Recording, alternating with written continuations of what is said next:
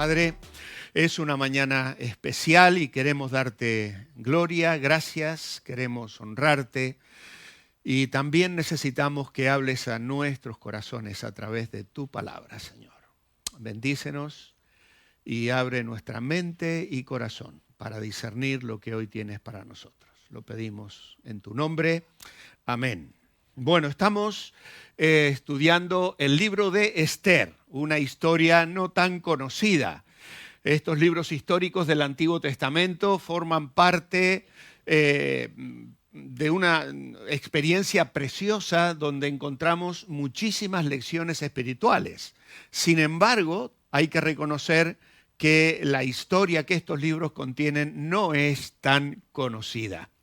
Hemos empezado hace unas semanas con el libro de Esdras y al llegar al capítulo 4 hemos parado, al capítulo 6 hemos hecho un alto para saltarnos al libro de Esther, porque cronológicamente el libro de Esther entra en mitad de esa historia. Al acabar Esther volveremos otra vez al libro de Esdras y luego finalizaremos estudiando el libro de Nehemías. Una historia preciosa que hemos titulado Volver a empezar. Ahora el texto que tengo por delante hoy parte de Esther capítulo 2, versículo 19, y he escogido este texto o este título para hoy. ¿Casualidad o causalidad? ¿Casualidad o causalidad? Hay una idea principal en la que desearía que os pudieseis llevar esta mañana, y es la siguiente. Enfoca tu manera de vivir como cristiano bajo la certeza de que un Dios de amor, poder y misericordia quiere dirigir tu vida según su buena voluntad, agradable y perfecta. Esa es la idea principal. Enfoca tu manera de vivir como cristiano bajo la certeza de que un Dios de amor, poder y misericordia quiere dirigir tu vida según su voluntad, que es buena, agradable y perfecta. Una de las cosas que hemos destacado al entrar en el libro de Esther, que lo hizo Abraham el domingo pasado, fue que el nombre de Dios, la persona de Dios, su nombre, no aparece en todo el libro de Esther. Es una de las características del estilo literario que utiliza el autor, que va narrando la superficie de la acción. Él se limita a dejar constancia de las cosas que ocurrieron, de los hechos históricos. No se detiene a explicar el significado espiritual de lo que estaba ocurriendo, ni a desvelar los sentimientos de los protagonistas, a no ser que sea esencial. Por ejemplo, no nos dice nada de lo que sintió Esther cuando de pronto golpearon a su casa y le dijeron: eres una mujer hermosa, tienes que venir porque el rey está escogiendo a las chicas más bonitas del imperio. Y no tuvo posibilidad de negarse. Hemos estado meditando en la semana sobre esto, esta dinámica que nos parece abusiva, inmoral incluso, donde los reyes asumían una libertad y un derecho que, probaban las doncellas para escoger la que más le gustara. Y aquellas chicas quedarían luego confinadas a ser parte del harén, y ya si quedaban embarazadas, pues habrían de dar a luz un hijo bastardo del rey. El futuro de esas niñas, de esas chicas, era muy triste. Nada de matrimonio, ni de hogar, no se estaba sacando la lotería Esther cuando la llevaron a formar parte del harén, ni a estar ese año entero con perfumes aromáticos y especias especiales, de ninguna manera. Pero el autor lo relata, no nos dice qué sintió Esther en su interior. Tampoco se detiene a explicarnos el significado espiritual de lo que está ocurriendo, ni a enseñarnos explícitamente que Dios está trabajando para guardar y proteger a su pueblo. Y no nos cabe la menor duda de que para el autor Dios es el artífice de esta trama, de esta historia extraordinaria, y en realidad es su mayor protagonista. No se le ve, no se le menciona, pero Él está detrás, guiando según su voluntad. La palabra casualidad o causalidad. Casualidad es combinación de circunstancias que no se pueden prever ni evitar. ¿Cuántas veces decimos, mira qué casualidad? ¿Por qué? Porque te encontraste con un compañero de instituto que no veías hace 30 años en la caja del supermercado, ¿no? Y usas el término, qué casualidad. Es decir, una circunstancia que no la podías prever ni evitar. A mí me pasó en Argentina.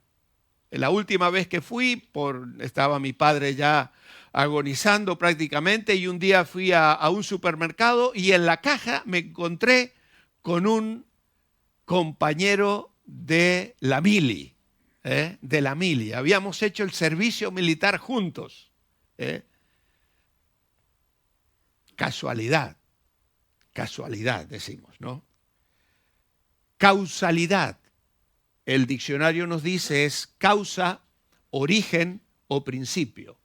Ley en virtud de la cual se producen efectos, se producen ciertos resultados. Y entonces leemos esta historia y nos preguntamos, ¿casualidad o causalidad? Cuando leemos comenzamos a percibir que todos los personajes y todas las circunstancias que van ocurriendo en realidad son eslabones de una cadena. Forman parte de un plan. Hay un programa detrás.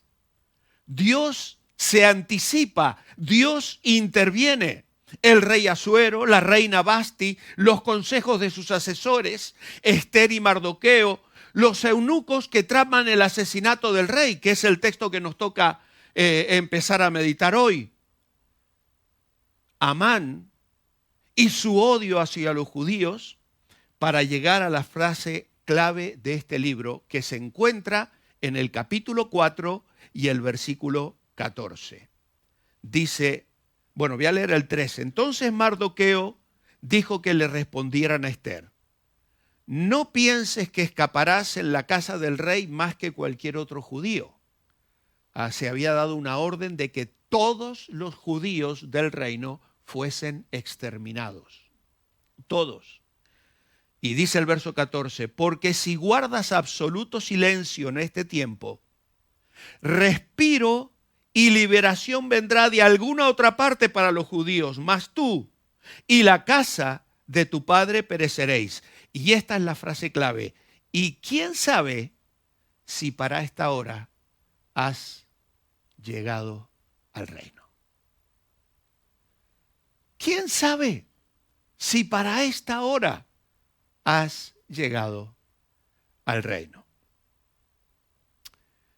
Hace unos cuantos años fuimos a un retiro en el Escorial, allí en las afueras de Madrid. Y predicó un pastor que tituló su mensaje Una carta del Eterno. Y en realidad era una carta que Jeremías escribe y el pastor que predicaba se llamaba Jeremías, un brasilero que había venido a predicar. Y él nos instaba a esto: lee tu historia a partir de la soberanía de Dios. Y él dice, a veces esta verdad la cantamos en las alabanzas, pero es más difícil, es más fácil, decía él, decirlo que vivirlo. Muchas veces culpamos a otros de nuestros males, a otras personas o las circunstancias que nos tocan, y nos olvidamos de que Dios es soberano. aquellos judíos en la cautividad a los que Jeremías les escribe el capítulo 29 de Jeremías. Seguro que hay un texto allí que os gusta, ¿no? El versículo 11, ¿qué dice? Porque yo sé los pensamientos que tengo acerca de vosotros. Pensamientos de paz y no de mal, para daros un fin y una esperanza. Qué bonito, cómo nos gusta ese versículo. Pero aquellos judíos que estaban en la cautividad culpaban a los caldeos de su esclavitud. Y Dios les recuerda una tremenda y dolorosa verdad. Dios les está diciendo, yo los mandé al cautiverio, no fue Nabucodonosor. Por 3 años la ciudad había sido rodeada. Lamentaciones que describe la situación en la que quedó la ciudad nos hace llorar. Una madre cariñosa, después de meses de hambre, elige cocinar y comerse a su propio hijo. Esa fue la situación del pueblo judío bajo el asedio de aquellos ejércitos extranjeros. Y Jeremías dice, si mis ojos fueran cataratas, yo lloraría y no pararía de llorar. Ese rey reventó las murallas. Ese rey arrasó la ciudad de Jerusalén. Ese rey llevó cautivos a todo ese pueblo. Y en medio de aquella situación, cuando se estaban levantando falsos profetas para decir, vamos a volver, en 2 años ya volvemos, Dios le dice a Jeremías que les diga, no vais a volver, faltan 70 años para que volváis. Pero no solamente les dice eso, ¿sabéis qué les dice Dios? Yo os he traído aquí. No fue Nabucodonosor. No fue Nabucodonosor. Yo os he traído aquí. Y en medio de estos 70 años se encuentra esta historia que hoy estamos leyendo. ¿Cómo vamos a negar que hay un Dios soberano que está controlando? Hace unos años se popularizó una canción con el musical Mamma Mía. La volvieron a poner de moda.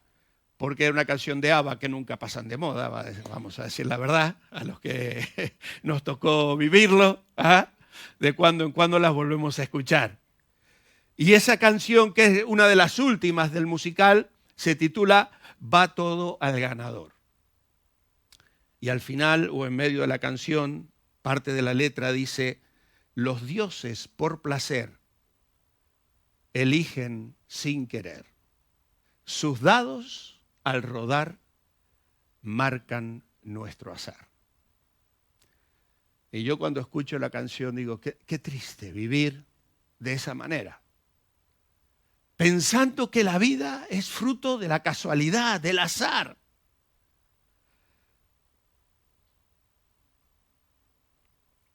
Aquí encontramos del versículo 9 al 23 nuestro primer punto de hoy. Una información casual. Esther ya ha sido elegida reina. Y dice aquí, verso 19, cuando las vírgenes fueron reunidas por segunda vez, no sabemos exactamente a qué se refiere esto, no se sabe explicar, porque ya la reina ya había sido escogida.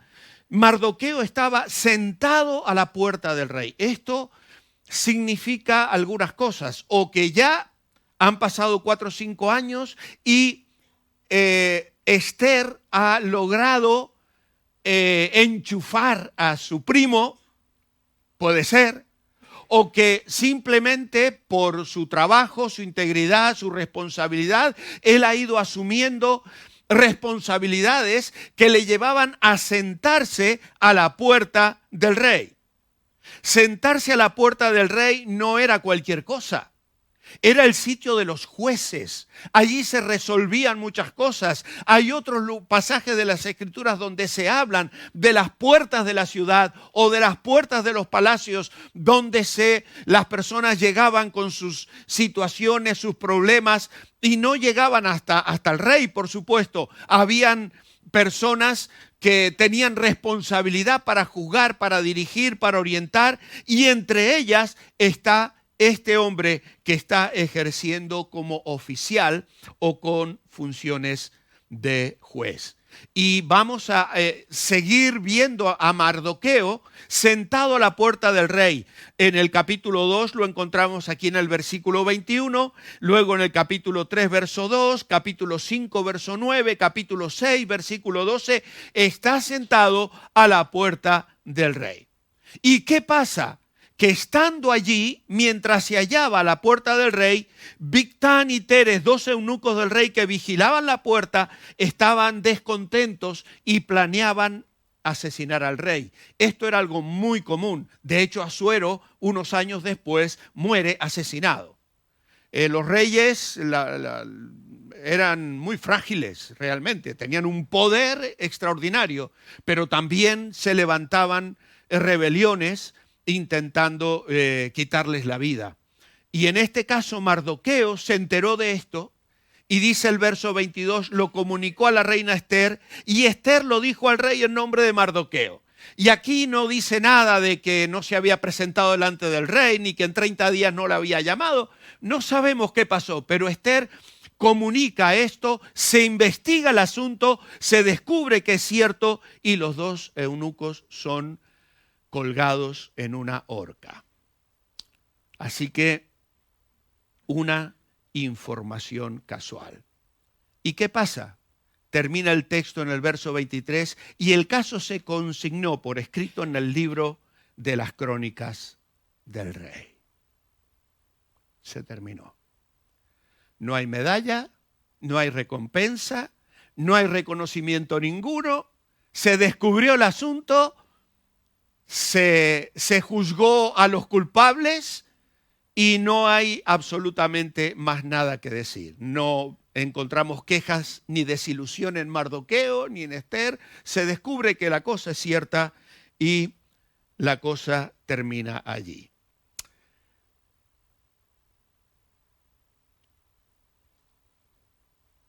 Esther, si vamos mirando el resto del texto, seguía respetando a su mentor, a su padre adoptivo. Nos dice allí que el verso 20 le había mandado a Mardoqueo que no revelara su nación ni su pueblo, porque ella hacía lo que le decía Mardoqueo como cuando él la educaba. Así que ella, que es la reina, que tiene una posición de autoridad, sigue de alguna manera actuando conforme al consejo de Mardoqueo, lo cual nos describe un poco también el talante, el carácter, el respeto y la actitud de esta mujer. Pero claro, el capítulo 3, que no puedo leer porque hoy el tiempo es muy limitado por la celebración que luego tenemos. El capítulo 3 nos habla de una planificación perversa. Porque ¿qué sucede? Dice el capítulo 3 que el rey engrandeció a Amán Agageo, probablemente una malecita, un descendiente de un pueblo que fueron los primeros en oponerse al pueblo de Israel cuando salieron de Egipto.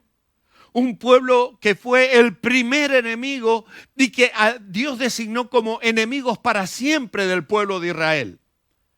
Y este Amán es engrandecido por el rey, es puesto por sobre todas las demás autoridades del reino. Y cuando él sale de la presencia del rey, todos los funcionarios se tienen que inclinar en señal de respeto. Y Mardoqueo decide no hacerlo. Y entonces los compañeros le comienzan a presionar, pero ¿por qué no lo haces? ¿Por qué desobedeces la orden del rey? Y como Mardoqueo se mantiene firme en esa actitud de negarse, inclinarse ante este hombre descendiente de aquellos enemigos perpetuos del pueblo de Israel, los compañeros se lo dicen a Amán.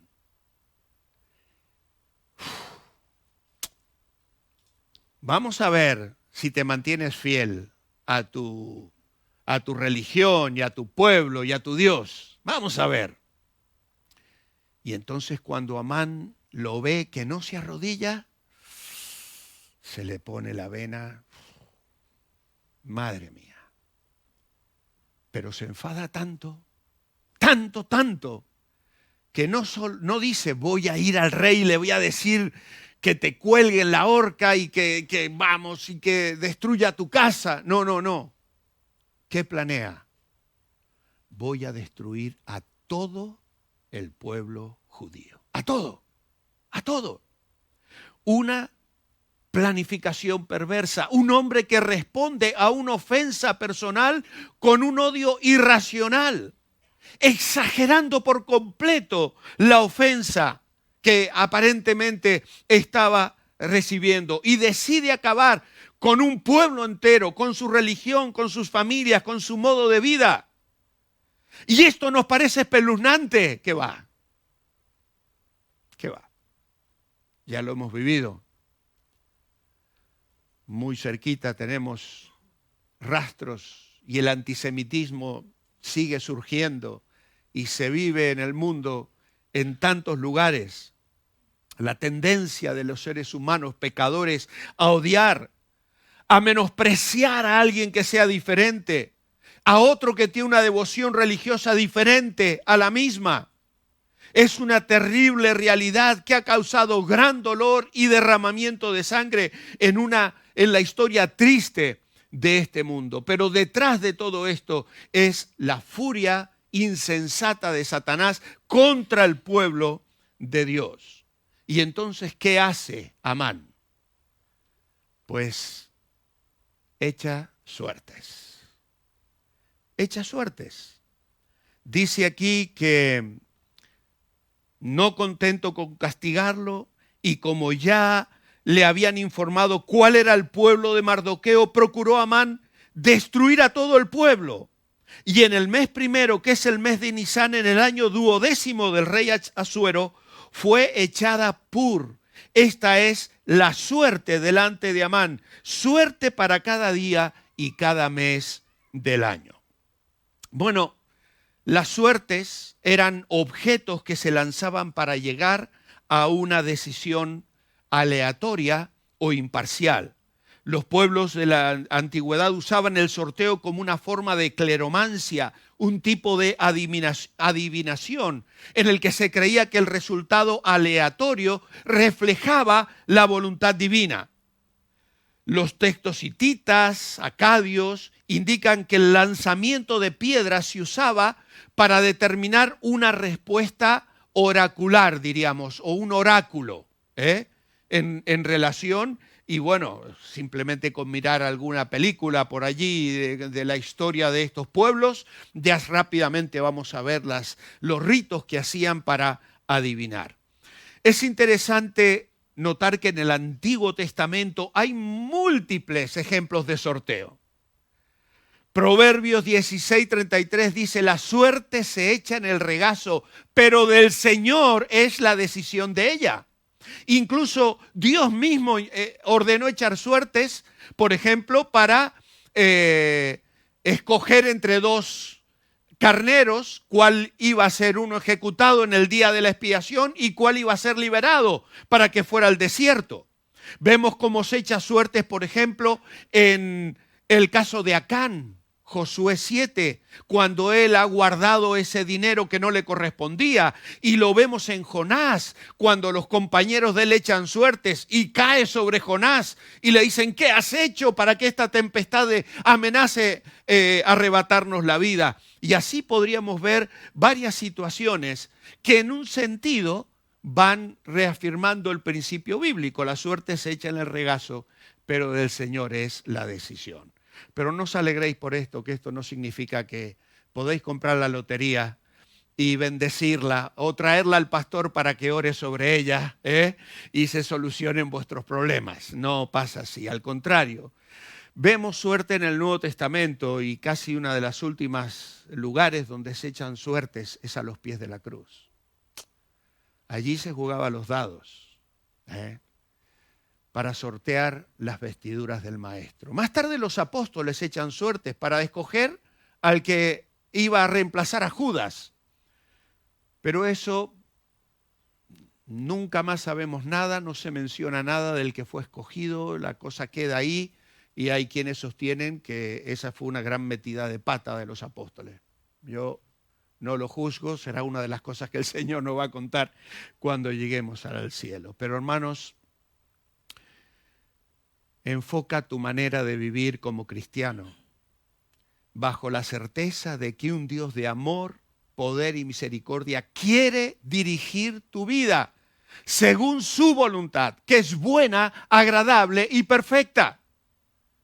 En nuestro primer punto vemos una noticia casual, se entera de un complot. Aquí nos hemos encontrado con una planificación perversa, porque claro, este hombre echa suertes y ¿sabes cómo le cae la suerte? Hay un año de tiempo, 12 meses, 12 meses. Y entonces con esa fecha en la mano, Amán se presenta al rey y le dice, estoy enfadado porque hay uno que no me quiere adorar. No, le habla de un pueblo que tiene otro tipo de leyes, otro tipo de principios, que no beneficia en nada al rey, lo cual era una gran mentira. Y yo voy a poner aquí,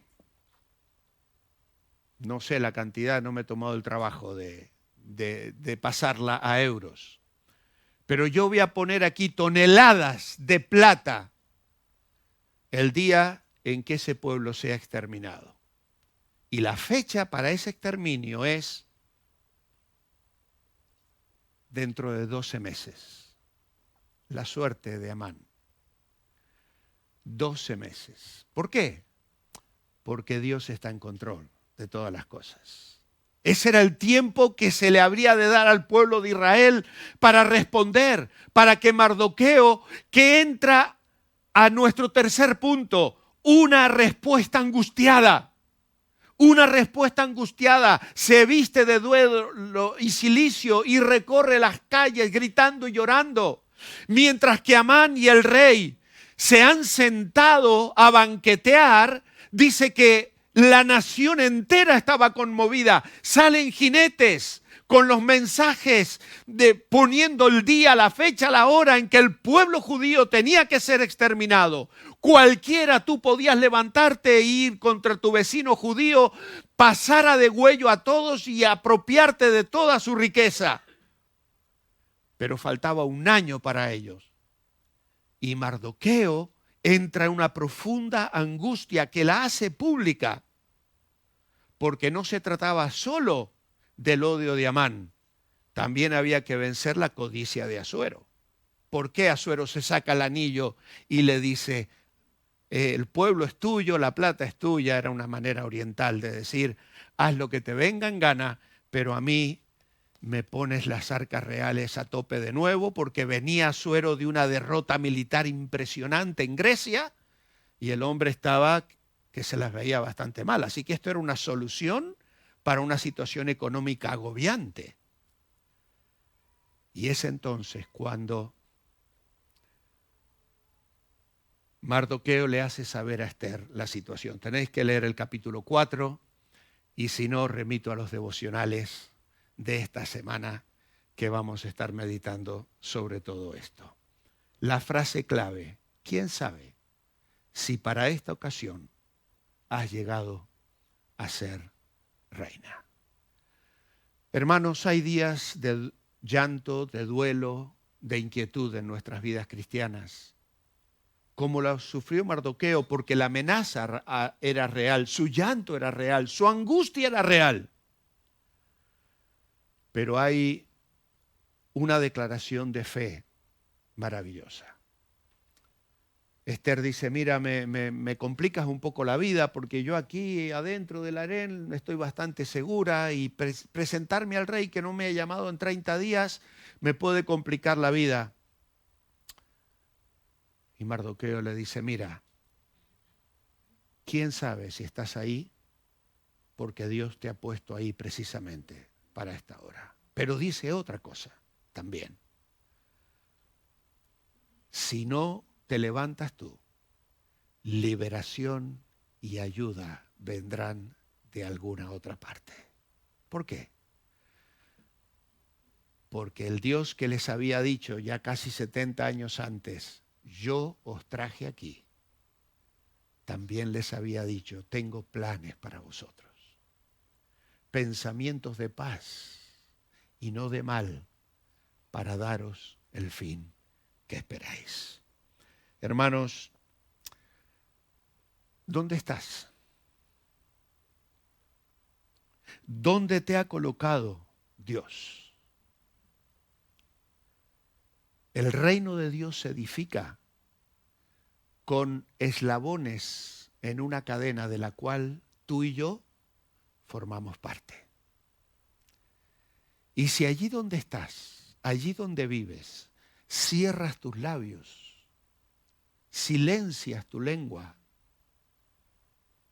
y tratas de pasar, salvación y ayuda Dios enviará y el evangelio llegará de alguna manera, pero tú perderás la dicha, el gozo, la bendición y la corona. Y la corona. Dios nos ha colocado en un lugar para cumplir su buena voluntad. Enfoca tu manera de vivir como cristiano bajo esa certeza. Hay un Dios de amor, un Dios de poder y un Dios de misericordia que quiere dirigir tu vida según su voluntad, que es buena, agradable y perfecta. El Salmo 143, 10 dice, enséñanos a hacer tu voluntad. Tu buen espíritu me guíe a tierra de rectitud. ¿Será tu oración y la mía esta mañana? Padre bendito, eres un Dios soberano. No hay casualidades en nuestra vida. Tú eres el que controla. A los que aman a Dios, todas las cosas ayudan a bien. Tú tienes un plan y un propósito, Señor. Te anticipas. Levantaste a Esther mucho antes de que surgiera esta amenaza para el pueblo de Israel. Y así también lo vemos hacer en nuestras vidas tantas veces. Qué bueno es conocerte, qué bueno es tener esta certeza. Qué bueno y bendito es vivir en tu voluntad. Ayúdanos, Señor, a cumplir nuestro rol con la mirada puesta en ti, confiando en tus promesas, respaldados en tu poder y seguros de que tu amor y gracia se derraman abundantemente sobre la vida de todo aquel que vive en obediencia y que procura mantenerse bendecible. Ayúdanos a que esto sea una realidad en nuestra vida. Lo pedimos en el nombre de Jesús. Amén.